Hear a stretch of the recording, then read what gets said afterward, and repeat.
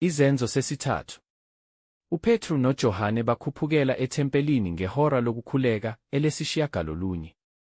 Kwase kulethwa indoda ethile eyisishosha kwasesiswini sikanina, ababeyibeka imihla ngemihla ngasemnyango wethempeli othiwa Omuhle ukuba icele ukwabelwa izipho kwabangenayo ethempelini.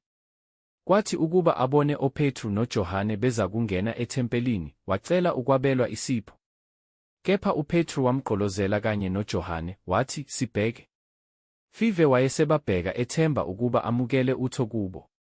Kodwa uPetru wathi, "Isiliva negolide anginalo, kepha lokho enginakho ngikupha khona. Egameni likaJesu Kristu waseNazaretha, hamba." Wayesembamba ngesandla sokunene, wamsukumisa, kwaqina masinyane izinyawo zakhe namaqakala, egxuma, wema, wahamba, wangena nabo ethempelini, ehamba, egxuma, emdumisa uNkulunkulu. Abantu bonke bambona ehamba, edumisa uNkulunkulu. Kepha base bemazi ukuba nguyena owayehlalela ukuphiwa ngasemnyango omuhle wethempeli, behlelwa ngukwesaba nokumangala ngokwenzakele kuye. Esabambelele koPetru noJohane, bonke abantu bagijimela kubo emphemeni othiwa okaSolomoni, besaba kakhulu. Khona uPetru ebona lokho wathatha wathi kubantu, "Madoda akwa-Israyeli, nimangalelani ngalona, nisigqolozelelani ngokungathi simenze ukuba ahambe ngawethu amandla nangokwethu ukukholwa na?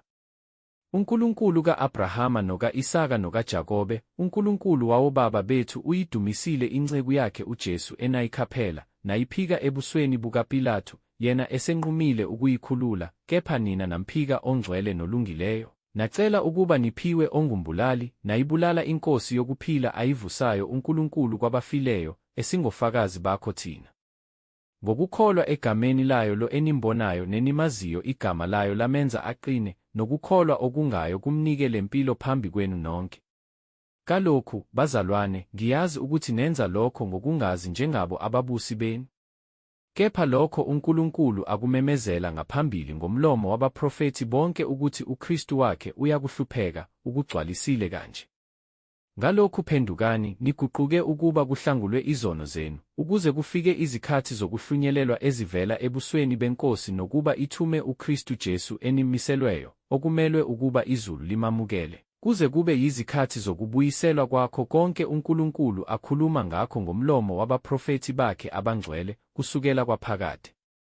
uMose kambe wathi, "INkosi uNkulunkulu iyakunivusela umprofethi kubazalwane benu njengami, niyakumlalela kukho konke aza kukukhuluma kini." Kuyakuthi wonke umuntu ongayikumlalela lowo mprofethi uyakuchithwa kubantu.